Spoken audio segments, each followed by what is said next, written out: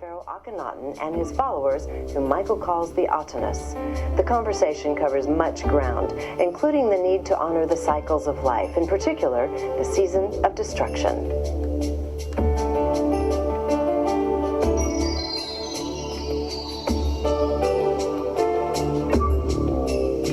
In our last conversation, we covered an awful lot of ground about the architects of control and how it was even working its way through in covering up the traces of history and culture of the ancient, very refined Irish civilization. But we left it off at Akhenaten and Nefertiti, which is really a big place in the story that you're presenting. You're saying Akhenaten may have actually been a very negative influence on culture through to this day.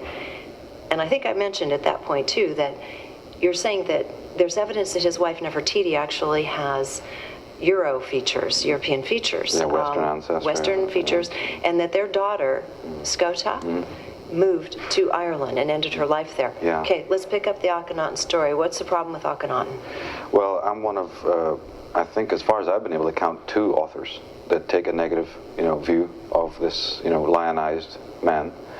And I think when you review his life, his profile, and his theology, and what he also did to Egypt just physically, I don't think there can be any doubt that the man was a raving lunatic, like a psychopath.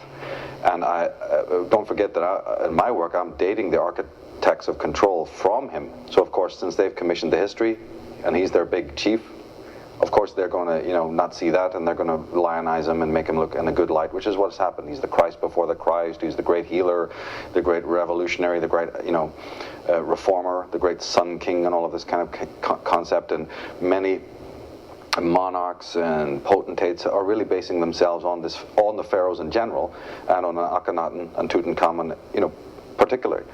But the fascinating thing is that once you again bend that rule, when you maybe flip it around, do a bit of a Columbo here and say, well, maybe if we look at it this way, and you turn that fact around, suddenly a whole other reality opens, which I think explains the world better. And part of that is his ancestry, his wife, his daughters. He had 6 daughters, one of whom is supremely important in Irish mythology and Scottish, since the word Scotland actually bears her name, heavy-duty stuff there. But once you get around the idea that he wasn't, totally together person, mentally, then you start getting into interesting concepts about what solar worship is. Why do these people refer to themselves as the princes of light? What is light? Does light have some negative properties we don't understand? Is there a theology there, connecting to the worship of light? And is Judeo-Christianity perhaps based on that, or all the religions today, and you say solar these are basically religions? Atenist, based on I use the word Atenist. Atenist because the god that Akhenaten worshipped was called Aten or Aton. Many letters, transliterated down through time, variants, changes, and if you change the D to a T, you have Adon, the Adonai, which Adon was a Phoenician god, Adonai was a Judaic god, even if I use the word Judaic in parentheses there, and that's no different, as any Jew knows, but we may not, reveal, may not be too happy to accept. Adonai is Jehovah. So the Jehovah of the Bible is the Adon, is the Aton, is the Adonai, is Odin. Okay, from Norse mythology. The Norse, remember the West-East thing again? Yes. So this is a universal God, except that some people would argue, and rightly so, that Yahweh, Jehovah, is a sort of a composite deity. They're right, because they all were. Many gods of the world were actually composite gods, brought together by the merging of different groups. Right. And different cults and different races. So we're going back to the women in Akhenaten's life. We're looking at replacing the religion of the day, which was based on the worship of Amun. Was that religion very similar to the Druidic in that it was based around the feminine principle and the goddess? The Amunist and the Druidic connection, in my eyes, is identical. Okay. And if there's differences, it's as far as I can see, it's cosmetic. They not only had a perfectly balanced, and that's not to say that they didn't have reprehensible aspects of their theology. I'm not promoting them. Right. I'm just You're just pointing it out. talking about similarities. Yeah. I'm not an Amunist. I'm not trying to say they're better than the Atenist or whatever. I'm just trying to define that they were these two different groups and they had great differences. But the beautiful thing about the Amunist system was it was tripartite. It wasn't just a polarity of masculine and feminine. They even had a third principle. You know, just like you have Osiris, Horus, and Right. and Isis. Right. As soon as you see the triad principle, you know you're talking Druidism. Right from that point on, because the Druids are the well-known people who worship the three Yes. and the triangle, and they had their own trinity. You know you're talking the Arya of northern India because they had their Brahma, Vishnu, and Shiva. That Trimurti, that concept is all over the ancient solar cults and stellar cults of the world. That's just one small anecdote. But I do believe their ideology, their pantheon, their cosmology was much more balanced than what the Atnists came up with. So the Atnists came up with a solo worship of what is perceived as the male aspect, as the sun. Absolutely. And so this became monotheism. Absolutely. And as a result, it wiped out, and it was intended to wipe out any of the earth, essentially what is the word I'm looking for when you're talking about the more balanced natural the order matriarchal, of the religions of the day. Sure. So it was intended specifically to wipe that out. Aggressively so. In fact, all monotheism, as many people like Leonard Shlain have pointed out, is aggressive from point go. It is exclusionary, not inclusive. You see, in the period before the Atnists rose, every other culture, Phoenician, Semitic, Cretan, Grecian, Hyksos, whatever, all of these people basically lived together in harmony. They could worship in harmony, and they saw commonality between their various gods. In fact, many gods are the same god under different names. Mm-hmm. When the Atnists come along and they make this absolutely... they were henotheistic, in the sense that they picked one god from many, because Aton did, as a god, predate Akhenaten. He was worshipped by Akhenaten's forefathers. Right. Tuthmosis, I think Right. one of them was a Atnist and so on. father, mhm. Yeah, they were there. But he selected this god of light and lionized him more and promoted this. And by doing that was very aggressively exclusionary. And this included the feminine aspects, the matriarchal cults also. And at the same time, that period, that 18th dynasty, was known for perpetuating artwork for the first time even, where the mother, the father, and the children are all depicted together, but under the rays of the sun. But that's bogus, exactly. This is a propaganda, you see. And don't forget, it was only his family, Yeah. the chief Atnists. Yeah. Again, it was an exclusionary thing. But see, Akhenaten went so far as to prevent Kia, his second wife, from even using her full name, which was an Amonist name, and it meant the vulture goddess, which was again the old pantheons. She could only, he wouldn't allow that. In fact, I think he only gave her the permission finally, and that was because he just had to. She was the only one who was able to bend the rule at all to be able to use some of her titles that were From previously Amonist, from yes. Amonist basis. Everybody else was absolutely no way, no deal. I mean, he was very strict. They went to bed as soon as the sun set. They were pathologically afraid of the dark. They cancelled the Osirian cycle of the underworld, which psychologically, if Freud was sitting here, he'd go, well, we have a problems there, for sure. Right? Yeah. You're negating the dark side right away. So don't you see when I would say that there's a psychopathy involved, I can back that up. I can back that up. If you are denying the underworld cycle, you're cancelling out the dark side, even the physical darkness. That is as good a definition of schizoid as I could possibly come up with. I mean, there's people locked up here, raving lunatics operate on that level. So this man was a pharaoh, but with megalomania, with a psychopathy. But he had the power, you see, to change Egypt and change ultimately the world, because, as we hope to get into, his descendants ended up back in the ancient homeland, you see. So, okay, let's say Nefertiti, they had their 6 daughters. Skoda makes her way back to Ireland, and you're saying that Nefertiti may have been also of what appears to be of Caucasian heritage as well. I think she was a member of what is, to be specific about it, she was a Scythian, what's known as a Scythian. And can you explain what that is? Scythian technically is a Celt. One of their homelands was in Turkey, but they were known to be, the Irish annals clearly tell you that they were European, but because of these catastrophes, they were displaced. These groups were in all sorts of different places. There's a city called Scythopolis in Galilee, which is, purported to be a Scythian capital, So basically in Galilee they were settled. In Turkey they were. In Jordan they were. And all through Turkey and Europe and Anatolia, Cappadocia, these were their headquarters. The reason why we think, although I think I'm the only one who thinks she's Scythian, but as you say, the rumor was that she may have had Western people. Lorraine Evans and a few other scholars have sort of dabbled in that. Is it just the look of her face? Yes, she does look very distinctly different than the other queens of that That's right. And also no ancestry, no history. Right. It's like it's been suppressed or whatever. To me, it's a no-brainer because her daughter, her chief daughter, his nickname was Scotia. Scythians weren't called Scythians in Scythian times. They were called the Scuts. Squits. Okay. in their own era. They were also called Mesagete, they were also called Saga, or Shaka, which means stag, the stag man. Zaka, Staga, Saga, where we get the modern words sage. So they were the sages, they were the wise ones. So even then they took a name that meant the wise ones. You're dealing with the wise ones here. They're descendants of the Arya, ultimately. Before they became Atnists, they were of basically the same gang of people. I'm talking about the Arya, the Druids, okay? Although they became, what I believe, corrupted. By the time they became Atnists in Egypt, they were goners. Yeah. Okay. So Scota's own nickname, she was really called Mary Tatan, which means the beautiful one of Aton, right? Yes. We get the biblical word Mary from the Egyptian Meri, you know, and I think there's a connection to the plant myrrh, is where we get the word Mary. Ralph Ellis and others think it actually just means the beautiful one, and it's the origin of Mary in the Bible. Yes.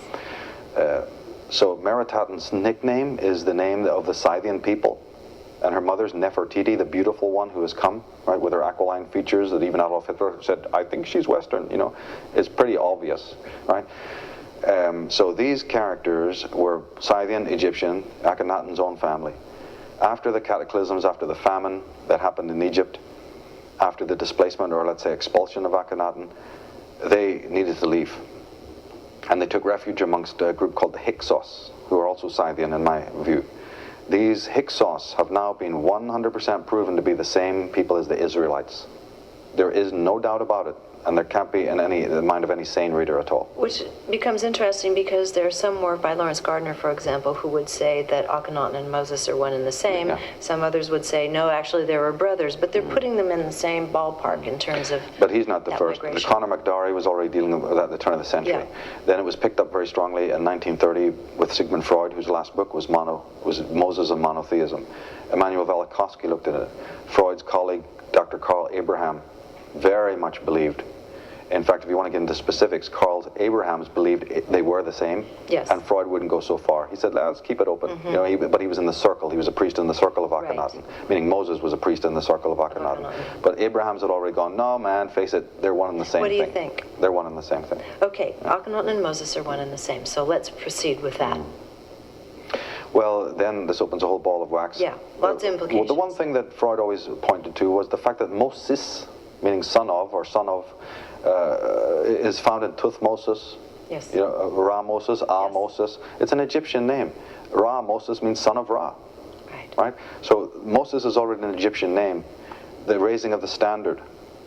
Tuthmosis the Fourth, by the way. Right, Tuthmosis is Akhenaten's father. That's right. And no, Tuthmosis the Fourth. He's the fourth. Is Akhenaten is Tuthmosis the Fourth, I believe. Right. Amenhotep the Fourth. Oh, Amenhotep. Maybe I'm wrong. No, you're right. Amenhotep the Fourth. Okay, and his father was the yes. Tuthmosis the Fourth. But there is that famous name. Yes. In fact, when you get into the Tuth, that's a big one right there, because the T's are really meant to be D's. T-U-T for Tut. This is where you get the word Teuton. We're back to the Western connection, the Tudors of England. Right? Where does this T-U, word tutor? You know, a teacher is a tutor. Where do all these T-U-Ts come from that we find even in Egypt? Atlantean. Yeah. Yeah. You see, and that is really D-V-D. The D's, the sound of D can sound like T. When you put the D back, you have the D-U-D or the D-V-D, which is D-V-D is David, the Davids. So Tuthmosis is really a David, a commander of Aton, a commander of Ammon, you know, a commander. At this point, when Akhenaten has to leave Egypt, you're saying that's where, in the story, the Bible would pick up of Moses leading his people through these times, these very Spartan times in the desert. Exactly. We don't exactly know what happened to Akhenaten himself. A great contingent of his people went to Tanis, which is up in the delta, to take refuge. And then the Bible story talking about the holy people leaving and being taken into captivities. We're talking about this era, the expulsion of the so-called Israelites from Egypt. It was a cover story, a fictional account. I've described the Bible as nothing more as the Chronicle of the Atnists, or a book of the Pharaohs, which it is if you really know what you're reading. And the most fascinating thing goes back to Scota herself. She ends up marrying a person that is of monumental importance in Irish legends, right? Which was King Miel, M-I-L-E, where we get the word militia from, you know. And he was a Scythian king. from a very prestigious line equal to the pharaohs. Maybe a little bit less, but certainly from a mystery school point of view, from an esoteric point of view, they were on the same rank as the pharaohs. These are Scythian Celts. The rumor is, or the annals are saying that Meal and Scota and their whole gang, they are basically the same people as the Atnists. There's no difference between these people. They start migrating back to their ancestral homes. They don't just go off elsewhere, they make a sort of little journey. Now in Western history you will hear about these people. There are certain Celtic books on the Irish history that will pick up about the story of the Atnists, but they always only stop at Spain. Because when these people moved west and got to Spain... What about Ralph Ellis's work? Ralph Ellis is pretty much doing the same thing when it comes to the Scythians. Okay. Unfortunately, there's a little glitch there. Plus, he's very weak on the Scythians. He has not been able to make the Hyksos-Scythian connection. Okay. For whatever reason. He talks about Cretans, he talks about they maybe have been connected with the Philistines. And he's not the only one. There seems to be some strange reason. Oh, I know what it is actually. It's because to do that opens up the whole west to east movement of the elements of civilization, which they won't touch. All right, so let's go on then. So, very important question though. Yeah. But the thing is that now you have this migration. As I said, Celtic scholars will tacitly admit, oh yeah, well we know about the Milesians and the potential of the Egyptian princess that came with them coming over from Spain. But they will rarely go further back than that, right. Unfortunately. But now we have the evidence, you know, through the Ralph Ellis's and Mustafa Gedellas and Ahmed Osman's, this coming to light. Previously, as I said, through Sigmund Freud and Commons Beaumont and what have you. And the incredible story is that her name meant Scythian. She was the woman who finally gave her name to Scotland. But before Ireland was called Scota, before Scotland was called Scota, or Scota, Ireland was the name. It's because the Irish went over to Scotland and brought their princess's name that Scotland took its name. Ireland was once called Scota. Scota's physical grave is in County Kerry. You know? Yeah. And Lorraine Evans will tell you in her book Kingdom of the Ark about all the other Egyptian artifacts that have been literally dug up and can't be explained.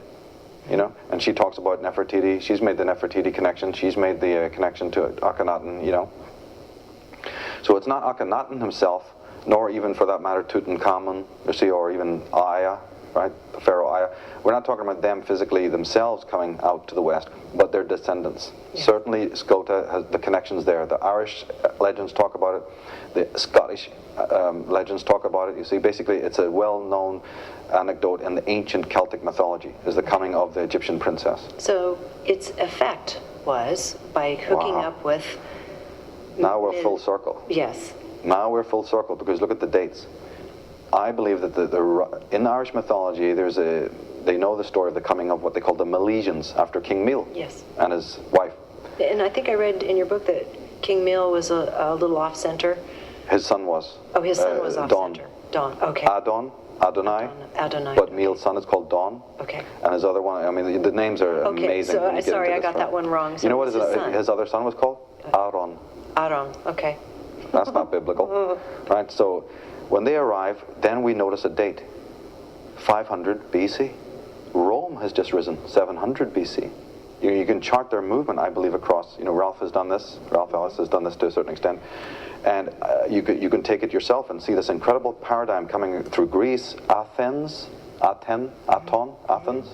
you know, you can see this movement. But this is considerably later, because you're talking, Akhenaten was actually 1300 years BC, now we're talking 500 years BC. Right, because this is a movement, there's a decision-making process, there's the moving to Spain. In between the move to Spain, they've already moved back to Scythia, Meal and Scota, and these people, you know, there's a movement here. How do you work out, you know, how this could be done in this timeline? This is an interesting timeline. Right. And in the Irish Origins book, we go through that to show you how this figures, you know. Right. It's hard to, in a few minutes, explain it. So let's just, we'll go into the net effect of it. The net effect is when the Milesians get to Ireland about 500 BC, you have you have a campaign of genocide again, where the matriarchal cults of Ireland, who are ancestral, these are the hardcore area, the very pure Druidic schools, start to be slowly annihilated. And that process of cannibalization and colonization takes about 1,000 years, which then of course will do what? That will bring us up past the era of Christianity. 500 AD? Yeah.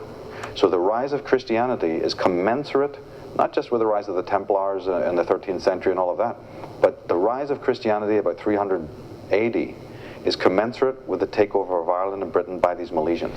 The Atenists who were ensconced, these Milesian Atenists, Hyksos, Israelite, whatever you want to call them, the Judaics, the Tutors, there's a million names for them. These Egyptian Atenists, by the time that they had arrived in Ireland, they were working on the destruction of the Druidic order, the destruction of that old megalithic way, which involves the mysteries of the earth and the mysteries of all sorts of things, and the cannibalization of their knowledge and their gnosis was going slowly, I believe. I think they even had a lot of problems. So they called on their brothers in Rome to come and help as a mercenary action. They've done this multiple times. It's not the first time.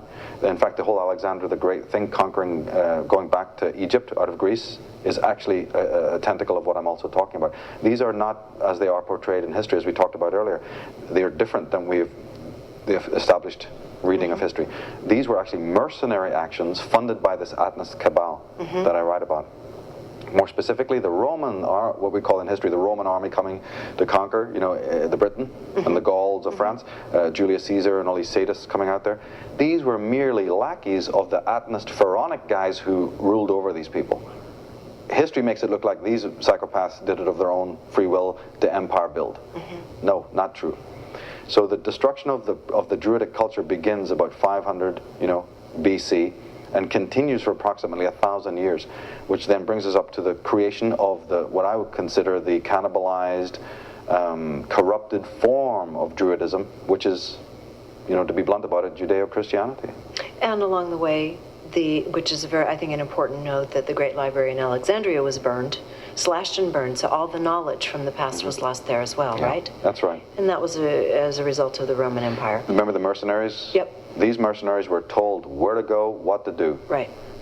No different than when they accept, don't they, that Henry VIII literally sent out the dissolution of the monastery. They can accept that because it's recent history. But when you say that in Caesar's time or Alexander's time it was deliberate, you're crazy. So it was deliberate, and so now we have stamped out the vestiges of the Druidic and the highly civilized cultures of that time. Absolutely.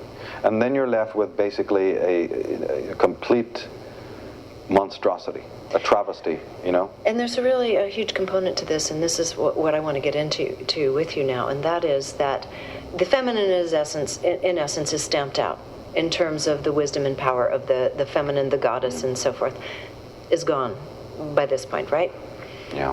And then we look now what we have as a society, and I think we can certainly see the effects of having removed the feminine aspect of the wisdom and the triad from the equation. You get what you have now. And all of these,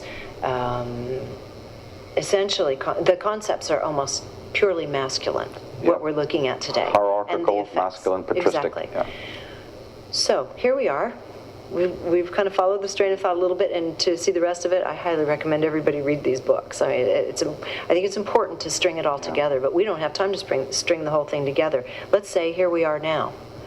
We're seeing the effects of it. We've seen that society has been ravaged, and we're turning into automatons under this.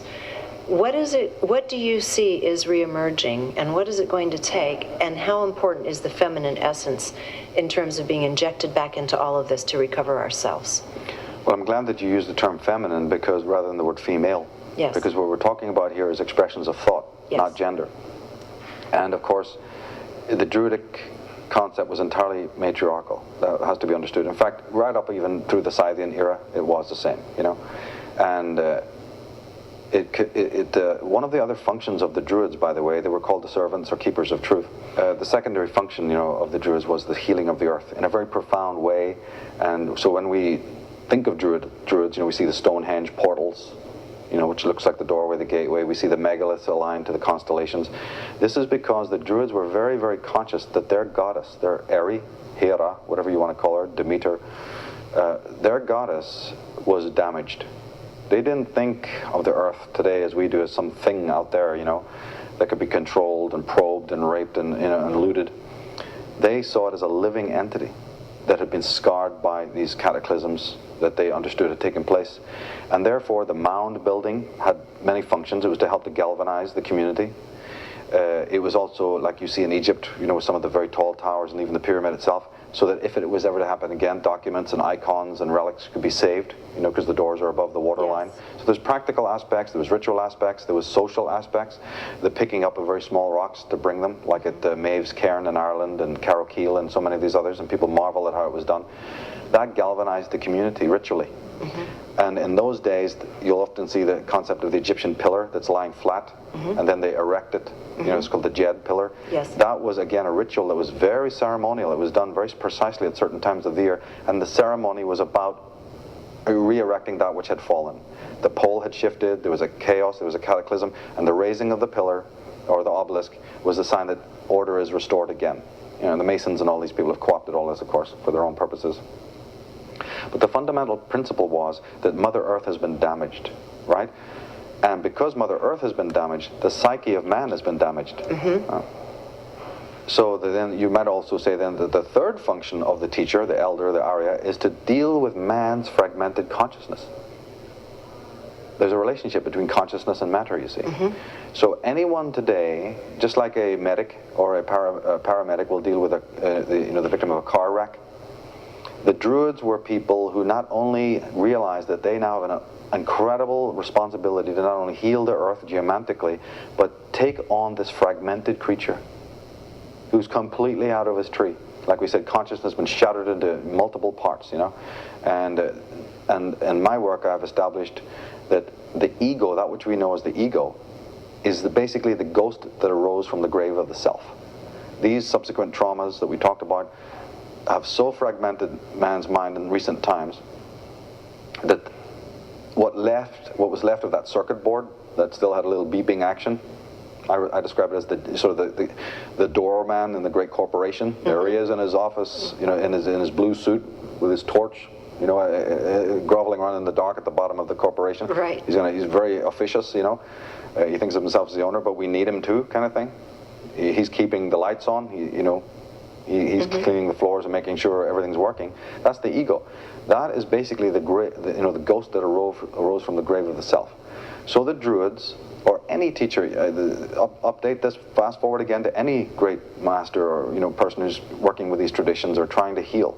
Mandalas, for instance, all forms of Jungian analysis, all of this is doing the same thing. The idea being that consciousness was fragmented, and we are fragmented beings. Come back to the essence of your question, though. Because of the fragmentation, i.e. the trauma, we have now a problem between two paradigms that can be expressed in many, many ways. Yin, yang, prolific, devouring, nagual, tonal, the best way I like to explain it is hierarchical and holarchic, or hierarchic and holarchic. And that's why I think the pyramid turns up in so many corporations and on the dollar bill, because that's the perfect symbol for hierarchy, meaning this aggressive, masculine, phallic, ultimately psychopathic type of concept. It is the traumatized, sociopathic, demented, psychopathic mind that perceives hierarchy. It cannot see holarchy even if you point it out to it. Right? Like we said earlier, it's a Twilight Zone situation. It's a program. It's a program. It keeps running. The person who's not part of that, who's omnidirectional, who's understanding that he's a part of the world, not apart from it, right? Who understands that there is a perfect order from the biggest neutron star down to the subatomic level, who understands the miracle of the body, no less. You don't have to look further than your body for the miracle of that, the miracle of birth, the miracle of the eye, the cells, as Bruce Lipton has shown. Incredible people have worked on this concept. What is all of this? This is the idea that you do not need to put earrings on the Mona Lisa. You do not need to perfect what is perfect. You do not need to fix what isn't broken. Right. But unfortunately, that is a sane way of thinking, and you have the unsane person who will never, ever in a million years. It's a feedback loop. They can't see it. They will not see it. They don't want to see it. And this kind of psychopathic creature, through these fraternities that exist today, do end up at the top of the power pyramid. The Masonic orders screen out the good men. It's the reverse. It's the inverse of what the Druids used to do. The scum rises to the top. Right. And because these people are possessed... The more corrupt and controllable. Yeah. And because these individuals are collectivists, and I mean this in the full Ayn Rand sense, they are collectivists. They have no individual identity. They don't want one. except on a superficial level to give you the idea that they're all wonderful individuals. Right. They're not. They are extremely insecure people who have a hive mentality. The architecture of the hierarchy works for them. Going back full circle to the beginning of what we start talking about, it's an architecture of control, but not power. They have control, but they don't have power. Actually, we have the power. Until we wake up, we're not going to realize this. The holarchic model is a feminine model. It is a yin model. It doesn't exclude the masculine principles, but it brings it into balance. It merges with it. And we are seeing this now. It's more receptive. It's more grassroots. And it will not use hierarchical models to fix hierarchy. You know, you're not using the same concepts. You're not coming at it quite the same way. And you're also yourself not infected with this mental virus that came about, or is an extension of this, you know, fundamental trauma that happened in ancient times. And it's holistic in nature. Yeah, yes. Absolutely. This is holistic in nature. And do you see now that even in the quantum science, if you look back 30 years, you start to see how something's happening where these paradigms are being reintroduced? Yes, very much so. And the ancient arts that, as you say, were considered part of the original healing arts. Even such as feng shui and others. Exactly, yes. And as reprehensible as it was in its own way, this dabbling in the 60s, the guru thing, looking east, you know, let's not look at all the, you know, the pitfalls of it. Let's look at it broadly. That, again, is a search. In fact, one could say even the rise of psychology, the rise of the countercultural movement. Trying to understand that division in pain. Yeah. I've always remarked in my world, you know, the rise of rock and roll, you know, and certain of the paradigms of certain bands and certain music is, again, a seeking to find that wholeness. Yes. Again, you know, people fall into pitfalls, you know, they may get distracted. Again, a lot of this is co-opted, again, because the Big Brother is very sensitive to where humanity is going, and it watches and watches, and it puts in its infiltrators to corrupt a certain thing. Right in the middle of the rock and roll industry. Yeah, exactly. It's country and western, all of that, we know that. We're onto this. But in the movies, in the films. So to answer your question is, if we start using those, let's say holarchic models in film, in radio, in communication, if we start using the feminine model again in our writing, you know, there's many ways that this can be approached. This will be a hearkening back to the root of what went wrong, to try and heal up the trauma. But again, I'm not saying there's only one way. You know, I'm open to all possibilities. There's lots of different possibilities to bring about that healing. And in fact, you're optimistic. Some people would hear your work and say, oh my gosh, if I weren't scared before, I am now, because now I see the problem. But in reality, you are an optimist, and you're seeing the opportunity in cultures such as the American culture, that is certainly number one in line for being a victim, I don't like the word victim, but a victim of the architects of control, perhaps above all else, because of what does come out of this region of the world. What do you see as the possibility within that as well? Well, I'd like to address that very briefly. Being from Europe and all, I keep hearing, you know, they Americanized this, they've Americanized that, you know, and I always stop people and go, no. This is not coming out of America. America is the first victim of the corporatization of the world. Yes. We're talking Blade Runner here, right? Yeah. This is a worldwide, global corporate structure that is an infection that America has just fallen first. Well, we obviously must have been a desirable market to take, and also a vulnerable market to take. But how do you look at that? Oh, I couldn't agree more, and this comes out in my article on the Constitution Con about how the Federalists from day one were absolutely making sure that you know, they'd subvert the Articles of Confederation and some of the other ideas, you know, that would have brought the states together and have a little bit more egalitarian system here, that was subverted from day one, even by those people that are still considered and taught in school as founding fathers. There's an incredible story there. Because the Tsar of Russia was watching, you know, South America was watching, a lot of eyes, you know, people despised the royal system that, you know, was coming out of Britain and the old world. And unfortunately that crept in again later with the federal orgs that we know now still run out of the District of Columbia, the whole federal system. They're back. Right. America is nothing more than a satellite of London. The Americans, you know, federal But yet there's system. something else. There is something about America that makes it very desirable to take down and control. Because if you think about it, you've got supposedly all the loose nuts rolled, you know, west. Right? They say that within America, even the loose nuts, the fruit and nuts all rolled to California, even. But where you're talking about fruit and nuts, you're talking about a very high degree of creativity as well. That's right. You're talking about people who are rogues, free agents, at least in the origins, right? So what happens when you have all these free agents that have run away from the other structures, and now you control them? I think Buckminster Fuller addressed it when he said, before you can replace an outmoded, corrupt system, you have to create something to replace it. I would subdivide that and say, if you see something rotten dying, let it die. So before you can create something new, if there's something unjust, if there's something rotten and corrupt, and it's fading away, let it.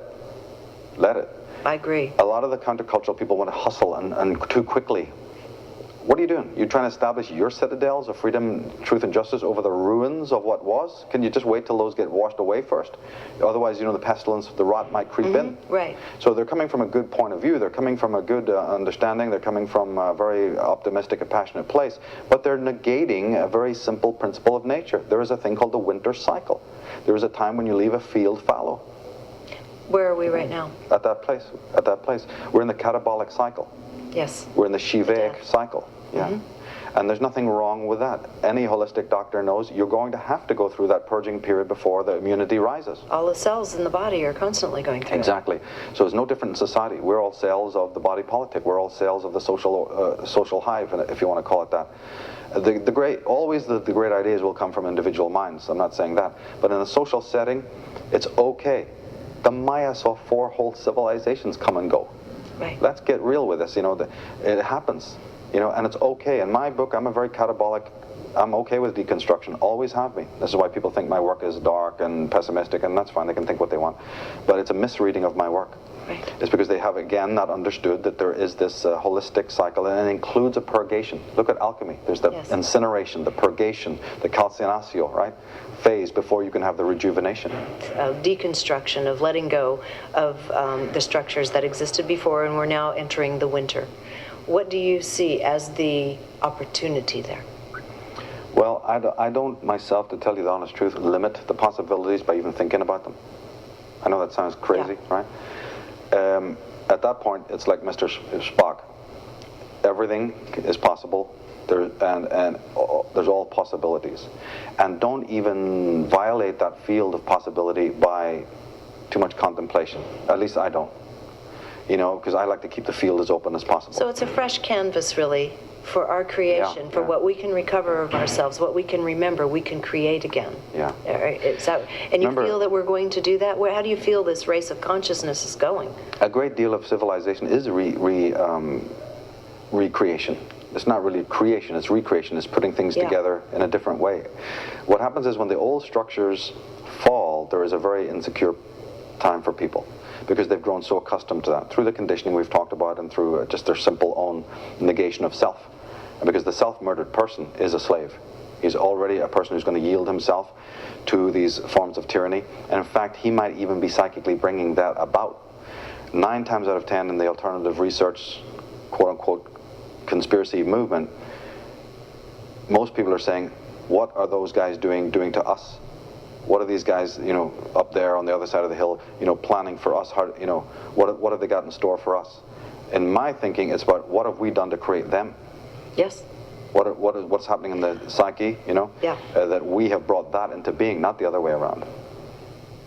Indeed, I think that is the appropriate question. And even beyond that, look at how much power we're giving to the architects of control. Certainly there has to be, that's not the final word universally and interdimensionally. There has to be something beyond that by way of a much higher collective consciousness that's occurring, maybe even cosmic collective consciousness. How do you perceive that? From, again, what I've learned from the Druidic culture, why this is all happening is simply for man to be perpetually okay with deconstruction. That's his lesson. You don't have to go into hypotheticals. The very fact that he now needs to re-understand the Shiva, Shakti, Eros, Thanatos concept. He's lost this. He's become acquisitive. He's become yang. He's become aggressive. Partly because, as I said, the people at the top are themselves like that.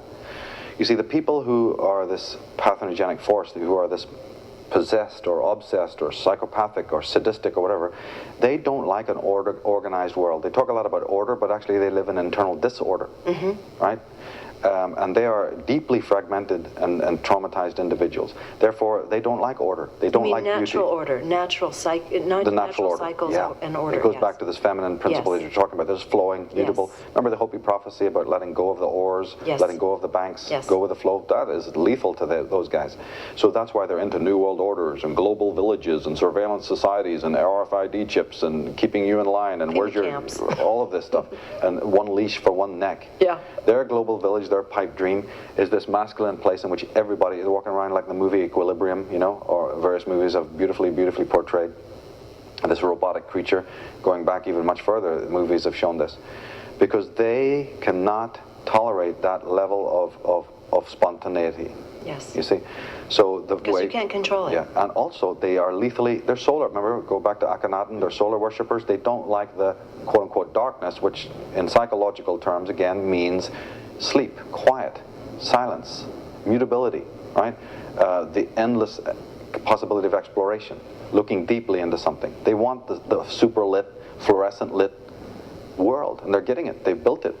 But the collective consciousness is waking up to that other side and doing this deep exploration, whether they like it or not. It's happening. Yeah. I see it. You see it. We are obviously in positions to see this every day just by the input that comes from around the world into these websites, for example. What do you think is going to happen in this race for consciousness, control versus natural order? It will be, you know, the forces of Blake said it in his poetry. Tennyson said it. Others have said it. You know, the forces of light and darkness are a braid. They're twined together. You know, they're two sides of one coin. So it's about how you balance all of these facets. So man is growing up. The good side is this ancient trauma is being healed. The next step to that is that he then grows up. He learns how to balance the feminine. I actually talked about this a lot in one of the DVDs I did on the divination and the goddess, where what is man's real function if it's not technology? You know, we explored this concept. Basically, the human race has some evolving to do. Remember, trauma, as you said, freezes the memory. Yep. It creates an amnesia about the past. It creates uncertainty towards the future. As the healing, you know, happens, you're a bit more coherent, even from a historical point of view, and you're less anxious about the future. And that's beginning. Yeah, right. Bo Gritz also used to say, Colonel James Bo Gritz used to say that when you heal one thing, the mega thing, lots of other things automatically heal by themselves. You know, and I definitely believe that. He and I may disagree about what is the main thing to be healed, but the metaphor is absolutely brilliant. That once you get back to the fundamentals, you don't really have to go around and micromanage all the other stuff. It will automatically blossom, you know, in its own way. Are you seeing that blossoming occurring now? Yeah, no, what's occurring now is the culling and the pruning. Okay. Right, the removal of the dead weight. It's Shiva now. Yeah. Shiva's in town. Yeah. And of course that will be threatening for a lot of people. But you know, what can I do about it? You can't stop the winter. Right. You know the old story of King Canute sitting in front of the ocean trying to stop the waves. Yeah. You know, if people want to do that, it'll make good comedy. Go ahead. Yeah. But I'd rather you spend the time getting with this principle of deconstruction, because it's going to happen. It's happening in your life. It's happening at work. It's happening in your relationships. It is unavoidable. So you either get with it, or you fight against it and potentially drown in the river, you know, because that flow is going on. That to me is the essence of all yoga, is balance. You know, it's the Nagwal and the tonal, the prolific and the devouring. It is this whole mergence, so that the extremes come together. Maybe it even will be. See, remember, hierarchy is not altogether bad. In certain areas of life, you require the hierarchy. You know, especially if you're trying to establish something. But the hierarchies of the world brotherhood have become only that. And you can see that in their degree ceremonies and the fraternity structure that they have. It becomes completely sort of accentuated or you know, overly done. You know, so the hierarchy, you know, might also have aspects that are not so hot. You know, so again, we have to look at that. But the ultimate thing is that we've swung so much to one side. You know, that potentially now we have the chance to get back into balance. I think that's what's happening. Man has had that chance many times. If he resists it perpetually, then the forces of nature come in to do it for you. So that's why there's a little bit more of a, you know, heat. There's a little bit more of a... There's an urgency. Like an we can urgency. Feel it. I Yes. agree. That's the way to put it. There's a bit more urgency, and that's fine by me. That can happen in any modality of life. Sometimes you need that, you know, sergeant major to get you all into line, get you up, and, you know, into uniform, so to speak. So I have not a problem with that, because I come from that tradition. Yes. You know what I mean? But I do understand where other people maybe have a problem with that. Secondary to that, and extremely important though, is the continuing process of simple education. because they want you to be a media-drenched creature, you know. They want you to be a soundbite person. They don't want you to have a beginning, middle, and end to this, or a historical perspective. And you get into this hugely in Architects of Control, the DVD. Yeah, very big time. Yeah, and the whole idea of the editing, you know, and the fragmentation that takes place. Yes. So what we do is we're very aware of the choir that knows a bit about this, and the newcomers who maybe don't, and the continuing process of education, because you cannot have transformation until you first have the education. And that's twofold. Must know about the problem, must define the problem correctly, in the same way that a holistic doctor has to define what is wrong with you. There's no point, you know, looking at the eyes when the problem's in the heart or whatever, you know. So find out where the real problems are, diagnose it correctly, and then apply the right salve, you know. So this is what's going on. And again, it's not one thread, not one person has the answer. There's people who want to territorialize this kind of knowledge now, especially fundamental types who think that, you know, that they suddenly, they own it or something, they own this knowledge.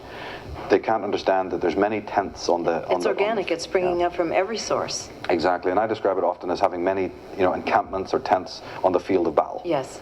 And we all have our banners, and we all respect that, but we don't need to be fighting amongst ourselves when we've got a common enemy. And I have really very little tolerance for people who, you know, come into this alternative movement who come in with that bigotry, because there's no place here. And in fact, you might even be part of the problem at that point, you see. And in fact, you might be put there. There's a lot of these individuals are, you know, financed to precisely act as agent provocateurs and fifth columnists to destroy any kind of flow, you see. Lots of that. So we have questions about that as well. But ultimately, as I said earlier on, evil contains within it the seeds of its own destruction. So its ending will be a very magical thing. You don't take it on by using the tools and weapons it provides. And that includes politics. In order to destroy Big Brother or this Orwellian creature, probably wouldn't want to try, you know, doing that with the weapons it's created for you to do it. What do we do it with? You know, well, you do it by strengthening your knowledge, immunity, and in that sense, intellectual immunity, moral immunity, spiritual immunity, of course, all of the above, if possible, so that you are so strong that no matter what they do, they can't defeat you. At that point, you've won. It's a principle I've learned from Bruce Lee, from Krishnamurti, you know, from studying martial arts, from holistic therapy. When you are so strong that your enemy cannot destroy you, you have won. It's Jeet Kune Do, you know, it's Aikido.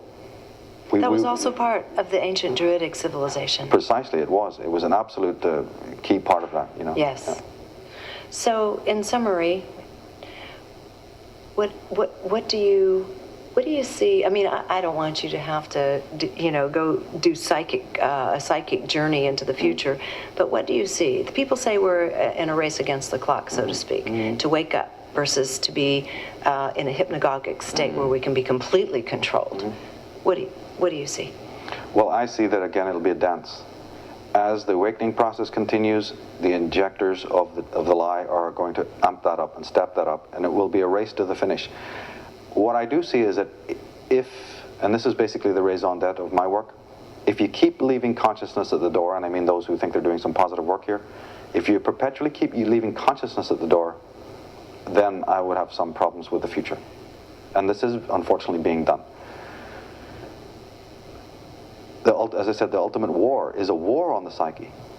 Co-opting the trauma, adding more, co-opting the fact that man is disabled, infirm, fragmented, psychotic, right?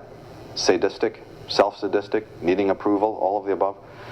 If you have this kind of fragmented, weak, infirm mind, and this war is targeted on this, and this includes the vaccinations, and the addictive substances, and the psychotropics, all of it, the mind control in the media, you name it.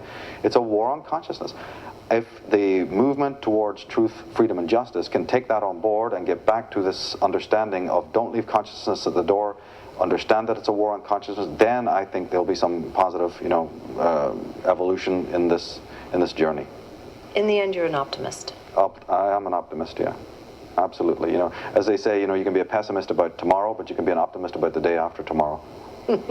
Perfectly put. Michael, thank you so much for your time. I've waited welcome. 3 years to get 3 together years. with you in the flesh, and it's been a total delight. You have a lovely energy. Thank you. It's my pleasure. For a much deeper look into the Irish origins of civilization, you can go to Michael's website at michaeltsarion.com. Until next time, thanks for watching CMN.